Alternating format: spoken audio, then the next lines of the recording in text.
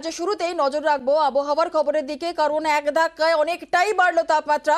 কলকাতার তাপমাত্রা স্বাভাবিকের থেকে 2 ডিগ্রি বেশি। বড়দিনের আগে বাড়লো তাপমাত্রা, এক ধাক্কায় অনেকটাই বাড়লো তাপমাত্রা। কলকাতার তাপমাত্রা স্বাভাবিকের থেকে 2 ডিগ্রি বেশি। আরো বিস্তারিত বলবে আমাদের সঙ্গে রয়েছেন আমাদের প্রতিনিধি বিশ্বজিৎ সাহা। বিশ্বজিৎ, আবহাওয়া অফিস কি বলছে? দেখো, শনি রবিবার তাপমাত্রা বাড়বে এমনই পূর্বাভাস ছিল, কারণ একদিকে বঙ্গোপসাগরে ঘূর্ণাবর্ত তৈরি হয়েছে, আর অন্যদিকে পশ্চিমী ঝঞ্ঝা যেটি পাস করবে আজ এবং কাল সিকিম এবং উত্তরবঙ্গের উপরিভাগ দিয়ে। অর্থাৎ এই একদিকে পশ্চিমী ঝঞ্ঝার প্রভাব, অন্যদিকে ঘূর্ণাবর্তের প্রভাব, এর ফলে বাংলায় আবহাওয়ার পরিবর্তন। এবং গতকালই কিছুটা তাপমাত্রা বেড়েছিল, আজ আরো 1 ডিগ্রি তাপমাত্রা বেড়ে গেল কলকাতায়। কলকাতার তাপমাত্রা আজ প্রায় 16 ডিগ্রির ওপরে উঠে গেছে এবং আগামী কয়েকদিনও এরকমই তাপমাত্রা থাকবে। আগামী কয়েকদিন সারা রাজ্যের বিভিন্ন জেলাতেই 1 থেকে 3 ডিগ্রি তাপমাত্রা বাড়তে পারে। অর্থাৎ বড়দিন রয়েছে সামনে। বড়দিনে কার্যত দিনের বেলায় উষ্ণতা থাকবে, দিনের বেলায় গরম অনুভূত হবে, তবে সকাল এবং সন্ধ্যেতে হালকা শীতের আমেজ থাকবে। যে জমিয়ে শীত বা জাঁকিয়ে শীতের পরিস্থিতি ছিল রাজ্য জুড়ে, বিশেষ করে পশ্চিমের জেলাগুলিতে, সেখানেও কিছুটা তাপমাত্রা কমবে এবং কলকাতাতে রীতিমতো দিনের বেলায় শীত কার্যত উধাও হবে, এমনই বলছেন আবহাওয়াবিদরা। বেশ বেশ বেশ, একেবারেই অনেকে ধন্যবাদ বিশ্বজিৎ।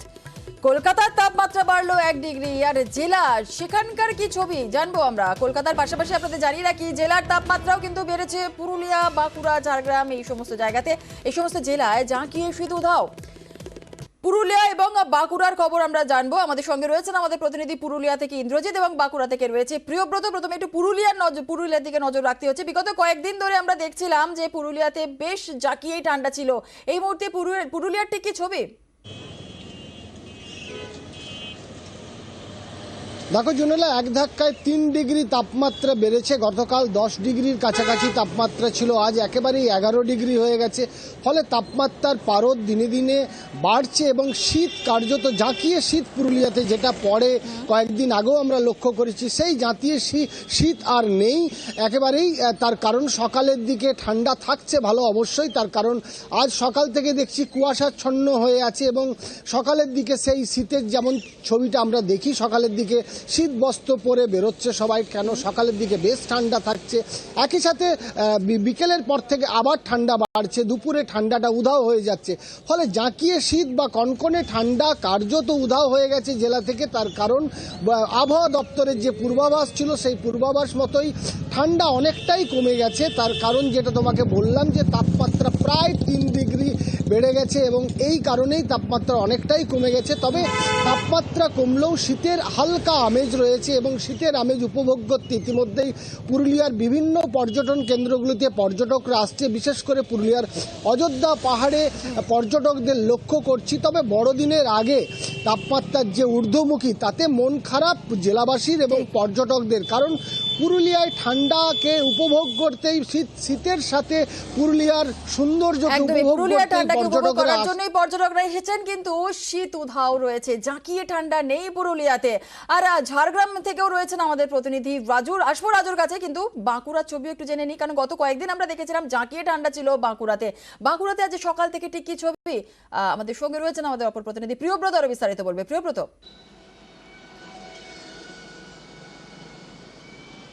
দেখো জুনেলার ঠান্ডা কার্যত উধাও বলা গেল না, কিন্তু যে সকালবেলার শীতটা, যেটা ঝনকনে ঠান্ডা ছিল, যেটা জলে হাত দিলেই হাত একদম হিম হয়ে যাচ্ছিল, সেই ঠান্ডাটা কিন্তু উধাও হয়েছে। বেলা বাড়ার সঙ্গে সঙ্গে রোদ ওঠার যে প্রবণতা, সেটা কিন্তু অন্য দিনের থেকে আজকে একটু কম, কেননা মেঘলা আকাশ দেখা যাচ্ছে, এখনো পর্যন্ত রোদ ওঠেনি। অন্যদিন রোদ উঠে যায় 8টা নাগাদ, আমরা যখন লাইভ করি সেই সময় রোদ থাকে। রোদ উঠলে পরে ঠান্ডাটা আরও বাড়ে বেলার দিকে, যখন সূর্য অস্ত যায় তারপরে ঠান্ডা বাড়তে শুরু করে। সেই রকম মনে হচ্ছে না, একটু অন্যরকম মনে হচ্ছে আজকের দিনটা। এবং যেটা পর্যটন কেন্দ্রের কথা বলছিল ইন্দ্রজিৎ, পর্যটন কেন্দ্রে কিন্তু রীতিমতো ভিড় রয়েছে। সামনেই বড়দিন রয়েছে, তারপরে নিউ ইয়ার রয়েছে, পর্যটন কেন্দ্রগুলো কিন্তু উপচে পড়া ভিড়। এই মুহূর্তে যেখানে দেখা যাচ্ছে যে পর্যটন কেন্দ্রে আসতে শুরু করেছে মানুষজন। এই 7টা-8টা দিন কিন্তু ছুটির মৌসুম, এবং ছুটির মৌসুমে কিন্তু চুটিয়ে উপভোগ করে শুধুমাত্র জেলার মানুষ নয়, রাজ্যের বিভিন্ন প্রান্তের মানুষজন, এছাড়াও কিন্তু ভিন রাজ্যের মানুষজনও কিন্তু বাঁকুড়ার যে পর্যটন কেন্দ্রগুলো রয়েছে সেগুলো ভিড় জমায়। যে পার্কগুলো রয়েছে, যে রেস্তোরাঁগুলো রয়েছে, সেগুলোতে ভিড় জমান মানুষ বাইরে থাকেন, এই সময়গুলোতে। সেই জন্য মানুষজন কিন্তু ইতিমধ্যে আসতে শুরু করেছেন। ঠান্ডা যদিও একটু কম রয়েছে, কিন্তু হাফ ইতেস করার মতন পরিস্থিতি এখনই তৈরি হয়নি। বেশ কিছুটা সকালবেলায় যারা বাইরে বেরোন তারা কিন্তু ঠান্ডা পাচ্ছেন, বেশ উষ্ণ আবহাওয়ার জন্য চা খেয়ে নিচ্ছেন, একটু হলেও যেন শরীর গরম হয়ে যায়। তারপর কিন্তু কিছুটা হলেও যেমন সারাদিনই সোয়েটার বা গরম কাপড় পরে থাকতে হচ্ছিল, সেটা একটু প্রবণতা কমবে, কিছুদিন হয়তো ঠান্ডা থেকে বিরত থাকবে। তারপর কিন্তু আবার যেটা আবহাওয়া বাজাচ্ছেন, আবার চাকিয়ে ঠান্ডা পড়ার একটা পরিস্থিতি তৈরি হয়েছে। বেশ একেবারেই প্রিয়ব্রত। আর একটু ঝাড়গ্রামের দিকেও নজর রাখি। পুরুলিয়া বাঁকুড়ার ছবি যেমন আপনাদের দেখালাম, ঝাড়গ্রামে আজ সকাল থেকে ঠিক কি ছবি, কত শীত কি আর রয়েছে, কতটা শীত রয়েছে, জাঁকিয়ে শীত কি আছে, পুরো বিষয়টা নিয়ে আপডেট নেব। রাজু আমাদের সঙ্গে রয়েছে। রাজু, কি পরিস্থিতি ঝাড়গ্রামে? দেখো জুনেলা, প্রথমে বলবো ঝাড়গ্রামের তাপমাত্রা আজকে 12 ডিগ্রি সেলসিয়াস রয়েছে। সেক্ষেত্রে যে তাপমাত্রা ছিল সেই তাপমাত্রা বাড়তে শুরু করেছে, কারণ যেখানে আবহাওয়া দপ্তর বলেছিল যে তাপমাত্রা বৃদ্ধি পাবে, সেই জায়গায় তাপমাত্রা বৃদ্ধি পেতে শুরু করেছে। এবং যদি দেখা হয় সকাল থেকে কুয়াশা রয়েছে, হালকা কুয়াশা ইতিমধ্যে রয়েছে, যত বেলা বাড়ছে কুয়াশাও থাকছে, কিন্তু সকালের দিকে যে কুয়াশা থাকছে সেই কুয়াশা আস্তে আস্তে বেলা বাড়লে কমে যাচ্ছে। দুপুরের পরে আবার বিকেলের পর থেকে শুরু হচ্ছে হালকা শীতল হাওয়া, এবং রাত্রি যত বাড়ছে ততই ঠান্ডাও বাড়ছে। কিন্তু যদি দিনের বেলা দেখা হয়, দিনের বেলা তাপমাত্রা কমে যাচ্ছে। আর এর ফলেই পর্যটক যে সমস্ত পর্যটকগুলো আসছে বিভিন্ন পর্যটক কেন্দ্রগুলোতে, সেক্ষেত্রে তারা কিছুটা হলেও হতাশ হচ্ছেন, কারণ শীত উপভোগ করতেই পর্যটকরা বিভিন্ন জায়গায় পর্যটক কেন্দ্রগুলোতে এসে ভিড় করছিল, সেই জায়গাটা কিছুটা হলেও ফাঁকা হয়েছে। আর ইতিমধ্যে যেভাবে তাপমাত্রা হঠাৎ করে এতটা পরিবর্তন হয়েছে তা নিয়েও মানুষের মধ্যে উদ্বেগ রয়েছে। সকাল থেকে রাস্তাঘাটে মানুষ থাকলেও পর্যটক সেই অর্থে যেভাবে সকাল থেকে দেখা যায় বিভিন্ন পর্যটক কেন্দ্রগুলোতে ভিড় দেখা যায়, সেই জায়গায় আজকের ছবিটা কিছুটা পর্যটক কম ছিল। একেবারে ধন্যবাদ রাজু। আর 3 জেলারই ছবি আপনাদের দেখাচ্ছি, পুরুলিয়া, বাঁকুড়া এবং ঝাড়গ্রাম। কলকাতায় যেমন তাপমাত্রা বেড়েছে 1 ডিগ্রি, এর পাশাপাশি জেলার তাপমাত্রাও বেড়েছে। পুরুলিয়া, বাঁকুড়া, ঝাড়গ্রামে জাঁকিয়ে শীত কিন্তু উধাও। দক্ষিণবঙ্গের অন্য জেলাতেও কমল শীত। পথে এসএলএসটির চাকরি প্রার্থীরা। দীর্ঘদিন ধর্নার এই আন্দোলনের পিছনে রাজনৈতিক প্ররোচনা দেখছেন শিক্ষামন্ত্রী। পাল্টা জবাব বিরোধী দলনেতার। তৃণমূলের দাবি, আইনজীবীদের উস্কানিতে স্কুলে নিয়োগে জটিলতা তৈরি হচ্ছে। জবাব দিতে দেরি করেননি আইনজীবীরা।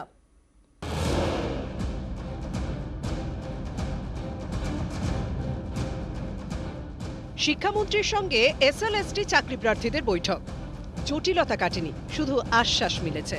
তাই আন্দোলন চলবে, আর এ নিয়েই বিস্ফোরক শিক্ষামন্ত্রী ব্রাত্য বসু। বিক্ষোভ কিছু কিছু রাজনৈতিক দলের প্ররোচনায় কোথাও না কোথাও চালানোর চেষ্টা হচ্ছে। 2021 সালে আগেও হয়েছে, 2021 সালের পরেও হচ্ছে। আমার ধারণা এখন 24-এ দেখা যাবে যে প্রায় 3 থেকে 4 ঘরের কোঠায় তৃণমূল কংগ্রেস আসন পেয়ে গেছে। হয়তো বিক্ষোভ তারপরেও কোনো প্ররোচনা থাকবে, একটু খুঁচিয়ে দেওয়া, একটু উস্কে দেওয়া। এগুলো তো গণতন্ত্রের অঙ্গ, এটা তো গণতান্ত্রিক শর্ত মেনেই হয়। কে না জানে কথা। 1000 দিন পার হয়েছে চাকরি প্রার্থীদের আন্দোলনে। ঝড় জল রোদ উপেক্ষা করে চাকরির আশায় বসে থেকেছেন ওরা। যত দিন গিয়েছে আন্দোলন বিভিন্নভাবে ছড়িয়ে পড়েছে। এ নিয়ে রাজনৈতিক হাওয়াও গরম হয়েছে, কিন্তু নিয়োগ জটিলতা কাটেনি। শেষমেশ শিক্ষামন্ত্রীর সঙ্গে বৈঠক, তারপরেও জটিলতা কাটবে না বলে দাবি বিরোধী দলনেতা।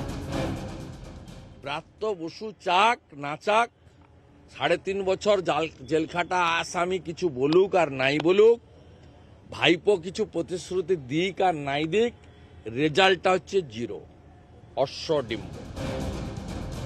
গত বুধবার বিচারপতি অভিজিৎ গঙ্গোপাধ্যায়ের সঙ্গে দেখা করেন এসএলএসটি চাকরি প্রার্থীরা। তার গলাতেও আন্দোলন নিয়ে সমালোচনার সুর। যদি তাদের রাইট এত সলিড রাইট হবে, আদালতে আসছেন না কেন? রাস্তায় বসে না থাকে, আপনাদের যদি সত্যিই একটা কারণ থাকে বসে থাকা, সেই কারণটা নিয়ে হাইকোর্টে আসুন, আদালতে আসুন। আদালতে শত শত মামলা হয়েছে, সেখানে শত শত লোক রিলিফ পেয়েছে। আপনার যদি রিলিফ প্রাপ্য থাকে আপনি নিশ্চয়ই পাবেন, যদি প্রাপ্য না থাকে 200 বছর রাস্তায় বসে থেকে কোনো রিলিফ পাবেন না।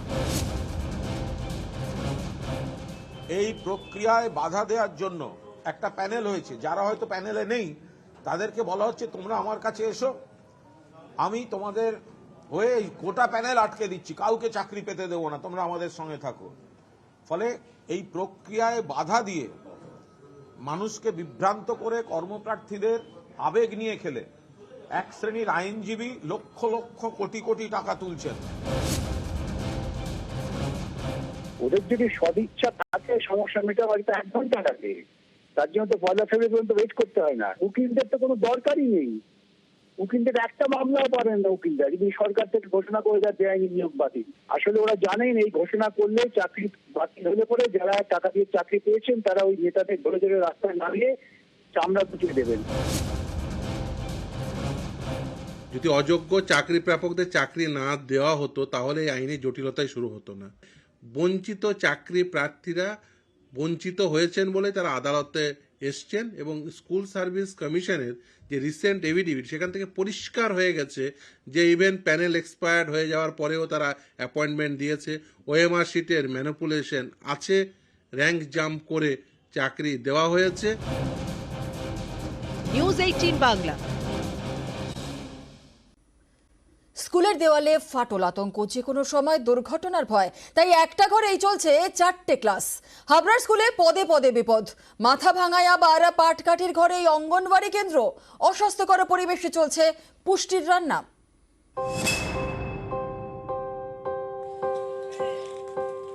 এটা বিজয়নগর জেএসএফপি স্কুল। প্রাইমারি স্কুলে ঢুকতেই ভয় পায় পড়ুয়ারা, আতঙ্কে শিক্ষকরা, কারণ স্কুলের দেওয়ালে ফাটল। ফাটল ধরেছে ব্ল্যাকবোর্ডেও। স্কুল ঘরের বাইরে দেওয়ালে চিড় ধরেছে, এতেই তৈরি হয়েছে আতঙ্ক, যে কোনো সময় দুর্ঘটনার ভয়। উত্তর 24 পরগনার হাবড়া 1 নম্বর ব্লক, এখানেই রয়েছে বিজয়নগর জেএসএফপি স্কুল। ক্লাস 1 থেকে 4 পর্যন্ত পড়াশোনা হয়। একটা সময় পড়ুয়া ছিল 100-র বেশি, এখন কমতে কমতে প্রায় 30। স্কুলের এতটাই বেহাল অবস্থা যে 4টে ক্লাসরুমের মধ্যে 3টেই বন্ধ, তাই একটা ঘরেই 4টে ক্লাস, এতে দুর্ভোগ চরমে। স্কুলে ঘরে ফাটল ধরেছে, স্কুলে বসার বেঞ্চের কমতি আছে, সব স্যার ম্যামরা এক ক্লাসের ভিতরে ক্লাস করায়, তাতে আমাদের ক্লাস করতে অসুবিধা হয়। এই যে ক্লাসরুমে যে ফাটল, তোমরা কি এই ঘরে আসতে ভয় পাও? হ্যাঁ, যদি ওখানে ভেঙে পড়ে তাই জন্য আমরা আসতে ভয় পাই। আমি চাচ্ছি প্রশাসনিক দিক দিয়ে যাতে আমাদের এই স্কুলটাকে একটু খেয়াল করুক, নাহলে স্কুলটা তো বন্ধ হয়ে যাওয়ার মতো অবস্থা। কোন সময় বাচ্চাটা দেওয়ালটা ভেঙে পড়ে, যদি বাচ্চাগুলোর অসুবিধা হয় তখন যে টিচার থাকবেন তারপর প্রেশার পড়ে, গার্জেনদের উপর প্রেশার পড়ছে, সমস্ত কিছু মিলে সবাই আমরা আতঙ্কে। কোচবিহারের মাথাভাঙায় আবার বেহাল অঙ্গনওয়াড়ি কেন্দ্র। মাথাভাঙা 1 নম্বর ব্লকের দইভাঙ্গি নয়াটারি এলাকা, এখানেই 15 বছর ধরে রয়েছে 294 নম্বর অঙ্গনওয়াড়ি কেন্দ্র। পাকা ঘর নেই, পাটকাঠির ঘরে শুধু পুষ্টির রান্না হয়, অস্বাস্থ্যকর পরিবেশে। অঙ্গনে ঘরের অভাবে বন্ধ পড়াশোনা, তাই পাকা ঘরের দাবিতে সরব বাসিন্দারা। উপরে যে টিনটা দেখছেন এটা আমি নিজেই কিনে দিয়েছি ওটা দিয়ে, আর যে পাশলের বেড়াটা দেখছেন ওটা হচ্ছে আমার যে বাড়ির কাকু, ওই কাকু দিয়ে দিয়েছে। আমি এই ঘরের জায়গার জন্য মানে সবার কাছেই মানে রিকোয়েস্ট করেছি যে একটু জায়গা দিলে ভালো হয়, ঘরটা হয় সেক্ষেত্রে সবারই একটু সুবিধাজনক হয়, আমিও একটা কিছু করতে পারি। হ্যাঁ, তো কেউ দিচ্ছে না জায়গা।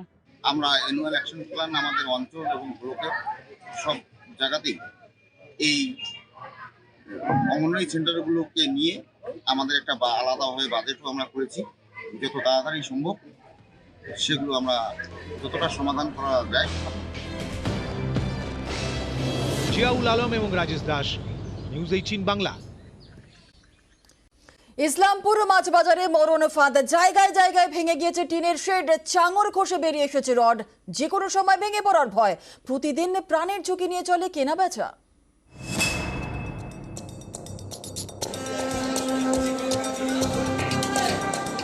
প্রায় 30 বছরের পুরনো মাছ বাজার রক্ষণাবেক্ষণের অভাবে বেহাল।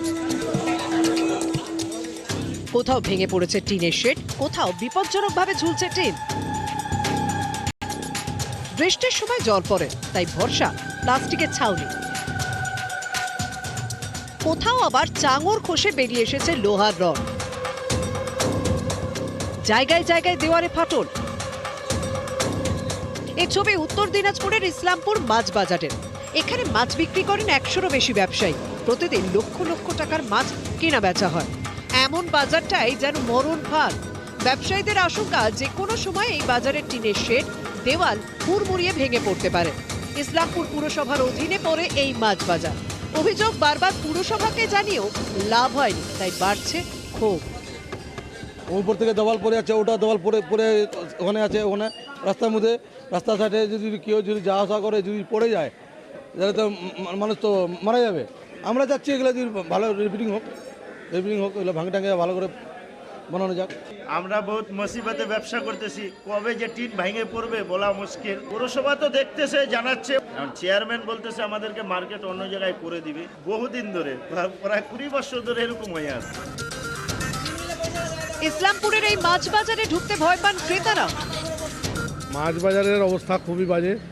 আজকে কয়েক বছর ধরে মাছ বাজারের ভগ্ন অবস্থা। আর মাছ বাজারে গেলে ভয় লাগে, কখন ভেঙে পড়ে যেতে পারে। তারপরে চারিদিকে নোংরা কাচড়া, গন্ধে থাকা যায় না।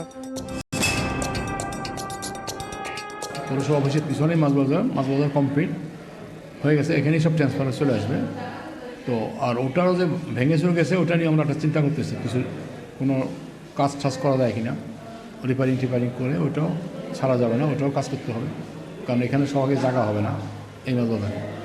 যে কোনো মুহূর্তে বড়সড় দুর্ঘটনা ঘটতে পারে বলে আশঙ্কা করছে মাছ ব্যবসায়ী থেকে শুরু করে ক্রেতারা।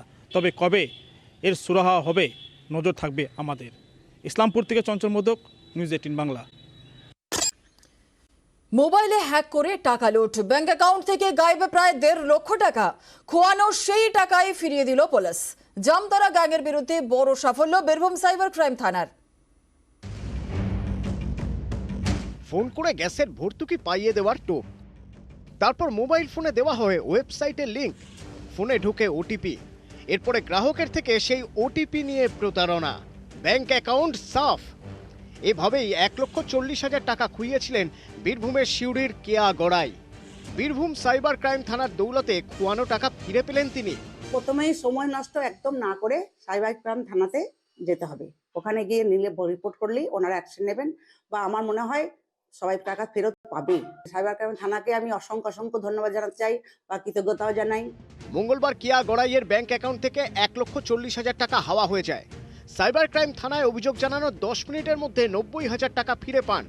বৃহস্পতিবার বাকি 50,000 টাকাও ফিরিয়ে দেয় পুলিশ। অনলাইন প্রতারণার বিরুদ্ধে বড় সাফল্য বীরভূম সাইবার ক্রাইম থানার।